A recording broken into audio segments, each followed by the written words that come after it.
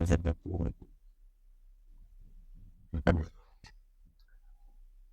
सभी सदस्यों को बहुत बहुत नमस्कार। आपका हमारे चैनल सॉल्यूशन स्टडी पॉइंट में आप सभी का बहुत बहुत स्वागत है। आज से हम यहाँ पर मध्य प्रदेश सामान्य ज्ञान के अंतर्गत, जो कि हमारा यूनिट 5 में टॉपिक लगा हुआ है, मध्य प्रदेश राज्य व्यवस्था, इसके अंतर्गत हम विधायिकाओं के बारे में यहाँ पे जानकारी महत्वपूर्ण आपको प्रदान करने वाले हैं। तो चलिए जुड़े रहिए हमारी क्लास से। और यदि आपने हमारे इस चैनल को अभी तक लाइक ना किया हो, सब्सक्राइब ना किया हो, तो हमारे चैनल को लाइक करें, सब्सक्राइब करें और इसके लिंक दोस्तों को शेयर करें ताकि वो भी इस क्लास से लाभान्वित हो सकें। आप में से जो भी विद्यार्थी मध्य प्रदेश सिविल सर्विस की तैयारी कर रहे हैं या फिर मध्य प्रदेश के अंतर्गत होने MPPSC के अंतर्गत होने वाली असिस्टेंट प्रोफेसर परीक्षा की तैयारी कर रहे हैं, तो उन सभी के लिए क्लास बहुत ही फायदेमंद होने वाली है। तो चलिए आज की क्लास हम प्रारंभ करते हैं। मध्य प्रदेश की राज्य व्यवस्था के तहत हम 3 अंगों का अध्ययन करते हैं, जिसको हम शासन के 3 अंग कहा जाता है। एक है विधायिका, दूसरी है कार्यपालिका और तीसरी है न्यायपालिका। तो इन तीनों को शासन का मुख्य अंग, आधार स्तंभ कहा जाता है। तो इसमें देखते हैं विधायिका के अंतर्गत हम बात करते हैं विधानसभा की। विधानसभा और विधान परिषद 2 विधायिका के अंतर्गत आती हैं। कार्यपालिका के अंतर्गत 2 तरह की कार्यपालिका देखने को मिलती हैं। एक होती है राजनीतिक कार्यपालिका और दूसरी है प्रशासनिक कार्यपालिका। राजनीतिक कार्यपालिका अस्थायी मानी जाती है क्योंकि इसके सदस्य 5 साल बाद चेंज होते रहते हैं। हर चुनाव के बाद नई कार्यकारिणी आ जाती है। और प्रशासनिक कार्यपालिका को स्थायी कार्यपालिका कहा जाता है। इसी प्रकार न्यायपालिका को भी हम 3 भागों में बांट सकते हैं: हाई कोर्ट, खंडपीठ और जिला कोर्ट। अब जो राजनीतिक कार्यपालिका है उसे भी हम 2 भागों में बांट सकते हैं। एक तो होता है राज्यपाल, जिसको हम नाम मात्र की कार्यपालिका कहा जाता है, और दूसरा होता है मुख्यमंत्री, जो वास्तविक कार्यपालिका, वास्तव में मुख्यमंत्री को कहा जाता है। वास्तविक शक्ति मुख्यमंत्री के पास ही होती है। तो राज्य विधायिका के संबंध में संवैधानिक प्रावधान। हमारे संविधान में राज्य विधायिका के संबंध में कौन कौन से प्रावधान किए गए हैं, किन किन अनुच्छेदों में उनके बारे में बताया गया है, इसको हम यहाँ देख लेते हैं। तो सबसे पहले आता है अनुच्छेद 168। इसके अनुसार प्रत्येक राज्य में विधायिका का प्रावधान किया गया है कि इसमें कहा गया है कि प्रत्येक राज्य में एक विधायिका होगी। अनुच्छेद 168। वो अनुच्छेद से संबंधित प्रश्न परीक्षाओं में पूछे जाते रहे हैं और पूछे जाते रहेंगे। तो अनुच्छेद याद रखना बहुत ही आवश्यक है परीक्षा की दृष्टि से, तो सभी लोग इसको विशेष रूप से अनुच्छेद याद रख ले। दूसरा आता है अनुच्छेद 169। 168 में विधायिका का प्रावधान किया गया है। 169 में राज्य के 3 अंग माने गए हैं। कौन कौन से माने गए हैं? राज्यपाल, विधानसभा, जिसको अनिवार्य अंग कहा जाता है, और विधान परिषद, जिसको ऐच्छिक अंग कहा जाता है, कि आवश्यक नहीं है कि विधान परिषद हर राज्य में हो। तो जल्दी से कमेंट करके बताएं कौन कौन से राज्यों में विधान परिषद है। जल्दी से हमको कमेंट करके बताएं आप लोग। इसका आता है अनुच्छेद 170। इसके द्वारा विधानसभा की अधिकतम और न्यूनतम संख्या निर्धारित की गई है। तो इसके अनुसार विधानसभा की न्यूनतम संख्या 60 होना चाहिए और अधिकतम संख्या 500 होना चाहिए। तो न्यूनतम संख्या कुछ राज्यों में 40 भी देखने को मिलती है। गोवा हुआ, सिक्किम हुआ, यहाँ पे 40 संख्या मानी जाती है। तो जो न्यूनतम संख्या उससे भी कम संख्या इन विधानसभाओं में है। तो किन किन विधानसभाओं में ना 60 से कम संख्या है, वो भी आप लोग कमेंट करके टाइप करके हमें अवश्य बताएं। ये जानकारी आपको किसी भी बुक में मिल जाएगी, नेट पर भी मिल जाएगी। तो आप लोग सर्च करके बताएं कि कौन कौन सी विधानसभा, कौन कौन से राज्यों में विधानसभा में 60 से कम संख्या है। इसका आता है सबसे महत्वपूर्ण 84वां संविधान संशोधन विधेयक 2001 द्वारा संख्या 2026 तक अपरिवर्तित रहेगी। यानी कि विधानसभा और लोकसभा में जो भी संख्या वृद्धि होना है वो 2026 के बाद वृद्धि होगी। 2026 तक यह संख्या अपरिवर्तित बनी रहेगी। 2026 आने वाला है और नया संसद भवन भी निर्माण हो चुका है, जिसमें सीटों की संख्या अधिक है। तो इससे अनुमान लगा सकते हैं कि 2026 में विधानसभाओं में भी संख्या बढ़ने वाली है और लोकसभा में भी सीटों की संख्या बढ़ने वाली है।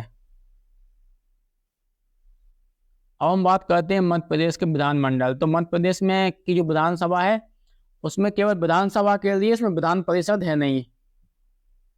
तो विधायिका कानून निर्माण करने वाली संस्था को कहा जाता है। विधायिका क्या होती है? वह संस्था जहां पर कानून का निर्माण किया जाता है उसे विधायिका कहा जाता है। मध्य प्रदेश की विधायिका एक सदनी है जिसे विधानसभा कहा जाता है। यद्यपि 1956 में 7वें संशोधन में विधान परिषद की स्थापना का प्रस्ताव था, लेकिन विधान परिषद मध्य प्रदेश में कभी अस्तित्व में नहीं आया। अभी बीच में मांग उठी थी और पूर्व मुख्यमंत्री कमलनाथ ने भी कहा था कि हम विधान परिषद की स्थापना करेंगे, लेकिन विधान परिषद की स्थापना आज तक मध्य प्रदेश में कभी अस्तित्व में नहीं आ पाई। मध्य प्रदेश गठन के पश्चात 1 नवंबर 1956 को मध्य प्रदेश की विधानसभा अस्तित्व में आई, जिसका पहला अधिवेशन 17 दिसंबर 1956 में हुआ। यह तो बहुत ही आसान फैक्ट है कि इसकी मध्य प्रदेश की विधानसभा गठन में कब आई। जब मध्य प्रदेश के राज्य का निर्माण हुआ तभी आई, 1 नवंबर 1956 को। लेकिन महत्वपूर्ण फैक्ट ये याद रख सकते हैं कि इसका पहला जो अधिवेशन था वो 17 दिसंबर 1956 को हुआ। मध्य प्रदेश विधानसभा की अधिकतम संख्या 231, जिसमें से 230 तो वोटिंग द्वारा चुने जाते हैं, वो एक नॉमिनेट होते हैं। एक सदस्य को एंग्लो इंडियन था वो नामांकित किया जाता है। हालांकि अब इसका भी नामांकन बंद हो चुका है, अब केवल 230 फिक्स संख्या हो चुकी है।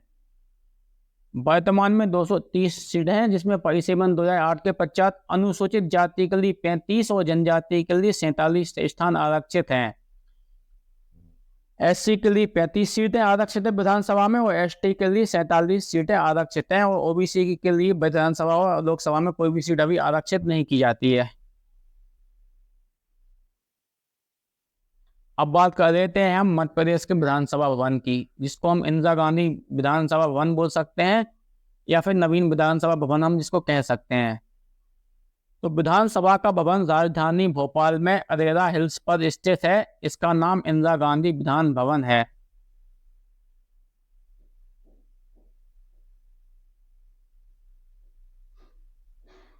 इसका उद्घाटन 3 अगस्त 1996 को तत्कालीन राष्ट्रपति डॉक्टर शंकर दयाल शर्मा के द्वारा किया गया।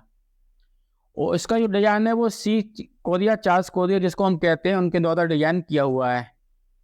और इंदिरा गांधी विधान भवन को आगा खां अवार्ड इसकी में वास्तुकला के लिए प्राप्त हो चुका है। आगा का अवार्ड प्राप्त हो चुका है। इस भवन से पहले विधानसभा मिंटो हॉल में लगती थी। तो मिंटो हॉल क्या था? सुल्ताना जहां बेगम द्वारा वायसराय लॉर्ड मिंटो के विश्राम के लिए एक भवन निर्मित किया गया था 1909 में, जिसको हम मिंटो हॉल के नाम से जाना जाता था, उसमें लगती थी इससे पहले। वैदिक वास्तु सिद्धांत और आधुनिक वास्तु सिद्धांत के जानकार श्री एम कोरिया द्वारा डिजाइन इस भवन के प्रवेश द्वार पर सूर्य कुंड बना हुआ है। तो इस भवन के प्रवेश द्वार पर सूर्य कुंड बना हुआ है। इस भवन के द्वार पर जीव वृक्ष नामक विशाल पेड़ है। जीव वृक्ष का एक नामक विशाल पेड़ है। और उसमें एक और महत्वपूर्ण पॉइंट याद रख सकते हैं कि हम इसकी दीवारों पर आदिवासी चित्रों का चित्रांकन प्रसिद्ध चित्रकार स्वर्गीय जनगढ़ श्याम के द्वारा किया गया। यानी कि इस पे जो दीवारों पर जो आदिवासी चित्रकला की गई है वो जनगढ़ श्याम के द्वारा की गई है। हम जान लेते हैं इसके जो वास्तुकार थे चार्ल्स कोरिया, इसके बारे में जान लेते हैं।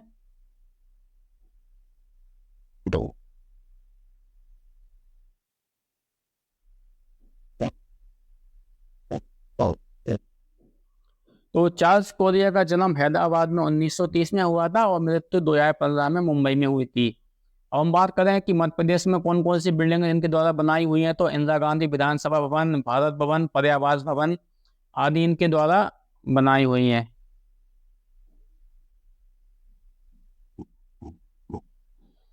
अब जैसा कि बताया जा चुका है कि 230 सदस्य तो है ना वोटिंग के द्वारा चुने जाते हैं और एक सदस्य को नॉमिनेट किया जाता है। तो हम देख लेते हैं कि अभी तक हमारी विधानसभा में कौन कौन से सदस्यों को नॉमिनेट किया जा चुका है।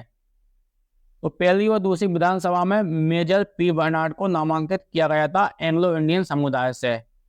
तीसरी और चौथी विधानसभा में एफ.एल. लेमस, पांचवी विधानसभा में फ्लोरेंस सेंट क्लेयर वाटकिंस, छठी विधानसभा में बी.ए. ग्रेगरी, सातवीं विधानसभा में फ्लोरेंस सेंट क्लेयर वाटकिंस, इसको दोबारा पांचवी विधानसभा में भी नामांकित किया गया और सातवीं विधानसभा में भी नामांकित किया गया।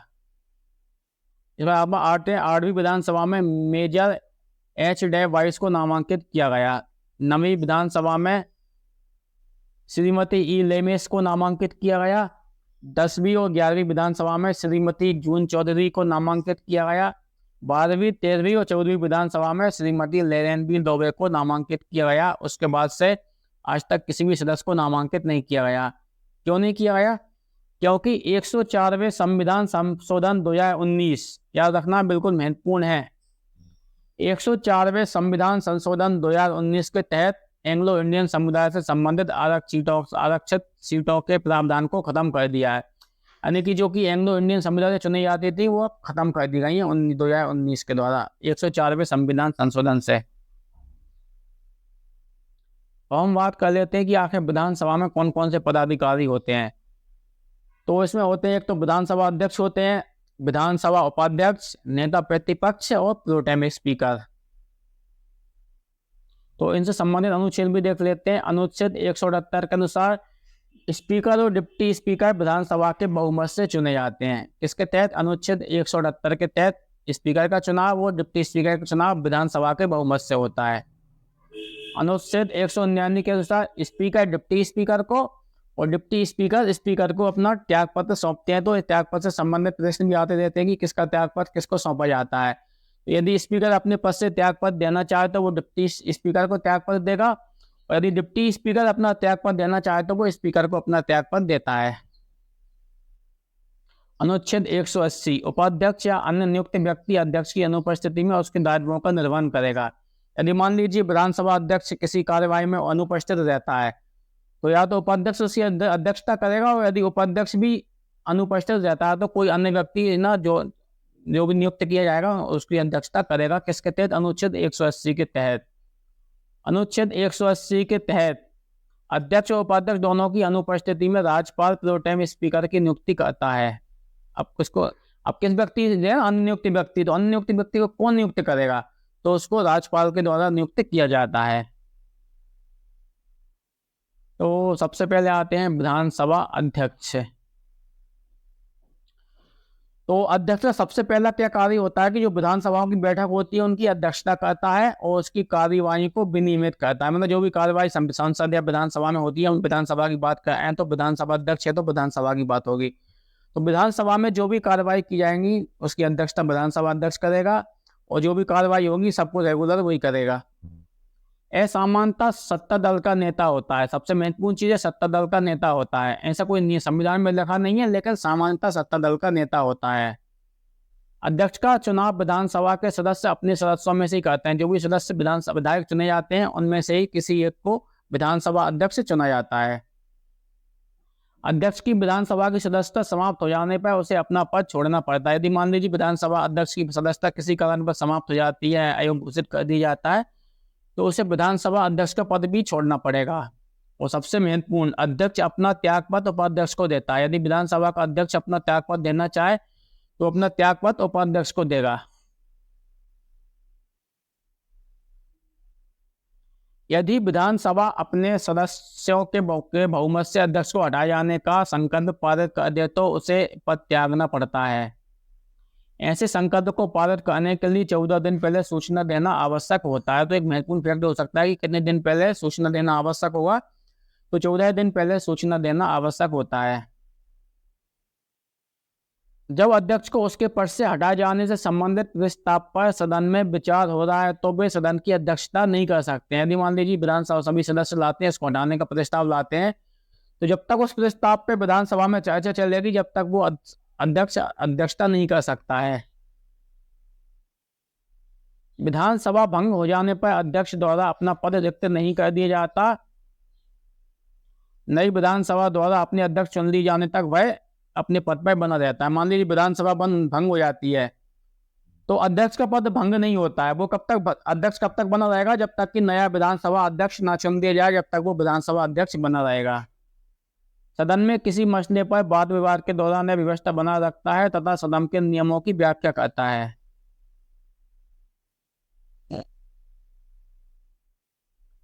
सदन में पेश किया गया विधेयक धन विधेयक है या नहीं, तो यह निर्धारण करने की शक्ति विधानसभा अध्यक्ष के पास होती है। अध्यक्ष की अनुपस्थिति अथवा पद रिक्तता की दशा में सदन की अध्यक्षता उपाध्यक्ष करता है, और यदि बाई चांस अध्यक्ष और उपाध्यक्ष दोनों का ही पद रिक्त हो जाता है तो सदन द्वारा नियुक्त व्यक्ति अध्यक्ष के रूप में कार्य करता है। मध्य प्रदेश विधानसभा के प्रथम अध्यक्ष पंडित कुंजीलाल दुबे थे। तो सबसे पहले अध्यक्ष कौन थे? पंडित कुंजीलाल दुबे। और सबसे लंबे समय तक अध्यक्ष में भी इन्हीं का नाम आता है। 10 वर्ष 4 माह तक इन्होंने मतलब विधानसभा अध्यक्ष के पद पे बने रहे, पंडित कुंजीलाल दुबे। और सबसे कम समय तक विधानसभा अध्यक्ष थे वो तेजलाल टेमरे, 4 माह 17 दिन, लगभग 4.5 महीने तक ये अपने पद पे बने रहे। तो सबसे कम समय तक अध्यक्ष में इनकी गिनती होती है। बाकी ये सभी अध्यक्षों की सूची है और कार्यकाल भी दिया हुआ, तो ये तो लगभग आपको हर पुस्तक में मिल जाएगा। उसमें से आप बिल्कुल मतलब मोस्टली याद रखते, कार्यकाल तो नहीं पूछा जाता, पूछ भी सकते हैं, कभी कभी मूड होता है पीएससी वालों का तो कुछ भी पूछ सकते हैं एमपीपीएससी वाले, बिल्कुल ध्यान रख लें आप।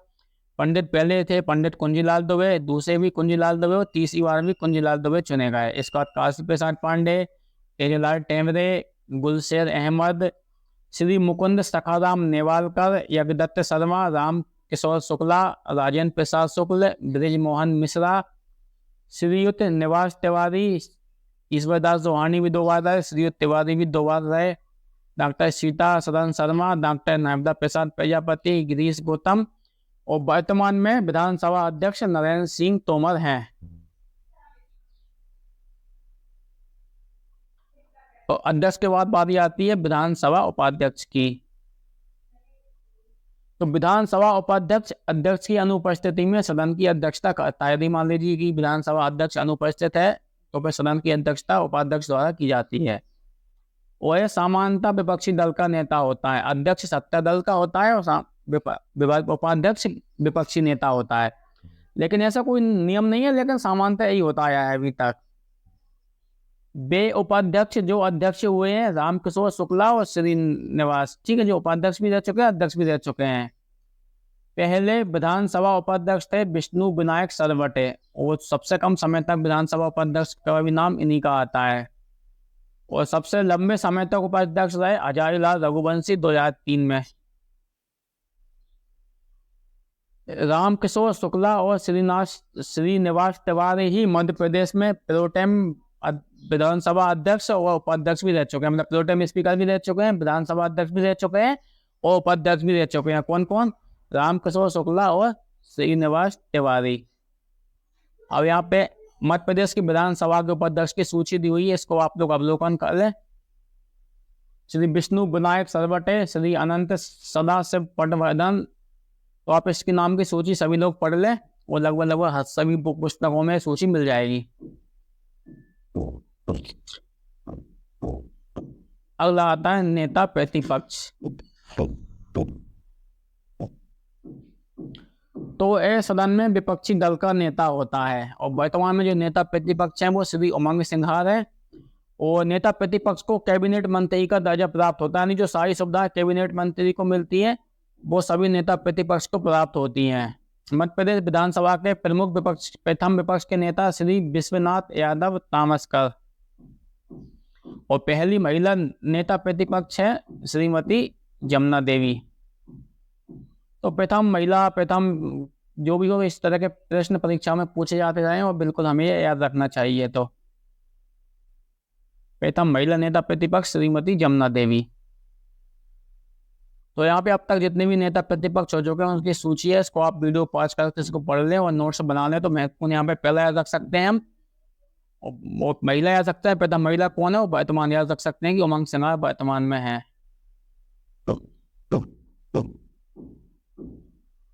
अब आते हैं सामयिक अध्यक्ष, जिसको हम प्रोटेम स्पीकर कहा जाता है। तो प्रोटेम स्पीकर की नियुक्ति राज्यपाल के द्वारा की जाती है। क्या होता है, जैसे ही मतलब पहली विधानसभा के सदस्यों का चुनाव होता है, विधायकों का चुनाव होता है, उसका जब पहले विधानसभा लगती है तो अध्यक्ष तो कोई होता नहीं है उस समय पे। तो सामान्यतः ऐसा कहा जाता है कि जो सबसे बुजुर्ग व्यक्ति होता है उसी को प्रोटेम स्पीकर बना दिया जाता है। और नए विधानसभा अध्यक्ष बनने के बाद ये पद स्वतः ही समाप्त हो जाता है। तो इसके कार्य क्या है? नवीन विधानसभा की अध्यक्षता करना, विधानसभा सदस्यों को शपथ दिलाना और नए विधानसभा अध्यक्ष का चुनाव करवाना। तो मध्य प्रदेश में निम्नलिखित सदस्य अभी तक प्रोटेम स्पीकर रह चुके हैं। कौन कौन से हैं? काशी प्रसाद पांडे प्रथम, इस पर आते रत्नाकर झा, अर्जुन सिंह, रघुनाथ सिंह, मता प्रसाद दुबे, शिवभानु सोलंकी, राम किशोर शुक्ल, श्रीनिवास तिवारी, श्रीमती जमुना देवी, ज्ञान सिंह, केडी देशमुख, दीपक सक्सेना, जगदीश देवड़ा, रामेश्वर शर्मा और वर्तमान में गोपाल भार्गव। अब बात कर लेते हैं मध्य प्रदेश में लोकसभा सीटों की स्थिति। तो मध्य प्रदेश में देखा जाए तो इस समय वर्तमान में 40, सबसे पहले बात करते हैं विधानसभा की। अब मध्य प्रदेश में 320 सीटें थी और वर्तमान में 200 सीटें हैं। इसी प्रकार लोकसभा की बात करें तो अविभाजित मध्य प्रदेश में 40 सीटें थी और वर्तमान में लोकसभा की 29 सीटें हैं। इसी प्रकार राज्यसभा की पहले 16 सीट थी और वर्तमान में 11 सीटें हैं। तो इन 40 सीटों में से 19 सामान्य हैं, एसटी की 6 और एससी की 4 हैं। तो इस प्रकार कुल 29 सीटों का आरक्षण यहाँ पे किया हुआ है। तो सामान कहाँ कहाँ पे, आप इसको तो याद रखने की आवश्यकता नहीं है। लेकिन एसटी सीटें 6, शहडोल, मंडला, बैतूल, धार, रतलाम, झाबुआ और खरगोन। इसी प्रकार एससी की आती हैं उज्जैन, भिंड, टीकमगढ़ और देवास, शाजापुर, ये आपकी एससी की आती हैं।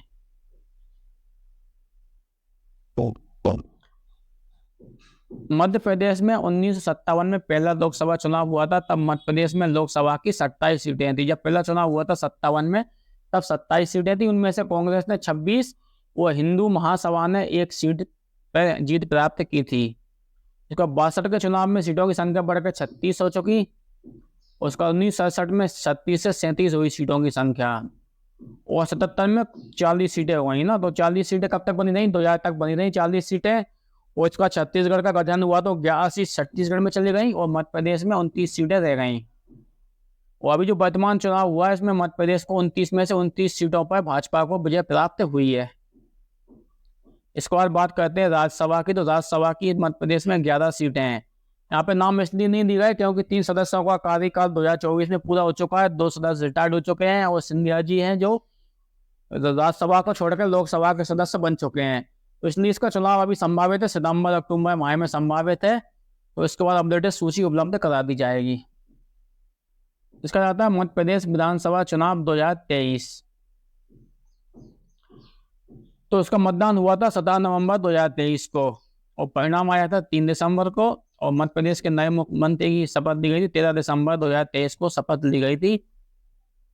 और इसमें 70% मतदान हुआ मध्य प्रदेश में 16वीं विधानसभा में।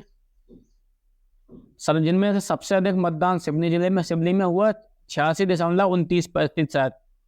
और सर्वाधिक मतदान प्रतिशत वाली विधानसभा सीट आती है सैलाना। जिला आता है तो सिवनी आएगा। यदि विधानसभा सीट की बात की जाए तो सैलाना रतलाम जिले की थी जिसमें 90% मतदान हुआ। इस चुनाव में भारतीय जनता पार्टी को 163 सीट प्राप्त हुई हैं और कांग्रेस को 66 सीट प्राप्त हुई हैं। वो एक सीट है ना भारत आदिवासी पार्टी जिसको बीएपी या बाप कहा जाता है, इसको 1 सीट प्राप्त हुई है। और सर्वाधिक मतों से जीतने वाले प्रत्याशी हैं इंदौर विधानसभा इंदौर 2 के प्रत्याशी थे रमेश मेंदोला, जिन्हें 1,07,047 वोटों से जीत प्राप्त हुई। और न्यूनतम मतों से जीतने वाले कैंडिडेट हैं अरुण भीमावत, इनकी विधानसभा है शाजापुर में और इन्हें 28 वोटों से जीत प्राप्त हुई और ये भी बीजेपी के प्रत्याशी हैं। और 16वीं विधानसभा में कुल महिला विधायकों की संख्या 27 है। तो ये थी आज की हमारी क्लास आपको कैसी लगी कमेंट कर अवश्य बताएं। जल्दी हमारी मध्य प्रदेश राज्य व्यवस्था पर आधारित क्लास जिसका टॉपिक है मुख्यमंत्री जल्दी ही रिलीज होने वाली है, तो इसके लिए इंतजार करें। और यदि आपको हमारी क्लास अच्छी लगी हो तो इस क्लास को अपने दोस्तों को शेयर करें ताकि वो भी इस क्लास से लाभान्वित हो सकें। क्लास में बने रहने के लिए सभी का बहुत बहुत धन्यवाद। नमस्कार।